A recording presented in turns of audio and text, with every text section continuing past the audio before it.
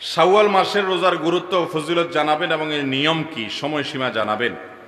শাওয়াল মাসের যে রোজা, এই রোজা সুন্নাত। নবী করিম সাল্লাল্লাহু আলাইহি সাল্লাম শাওয়াল মাসে 6টি রোজা রাখার নির্দেশ আমাদেরকে করতেন ওই মাস উপলক্ষে।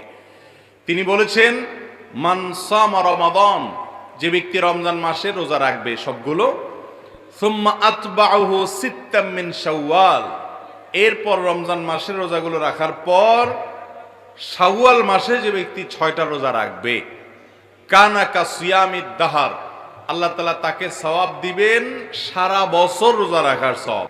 সারা বছর রোজা রাখার সওয়াব কিভাবে হয় এ সম্পর্কে অনেক উলামা ইকরাম, মুহাদ্দিসিন ইকরাম চমৎকার একটা ব্যাখ্যা দিয়েছেন। সেটা হলো, রমাদান মাস ধরেন সর্বোচ্চ 30 দিন হবে পুরা মাস, আর শাওয়ালের 6, 30 আর 6 কয়টা হয়?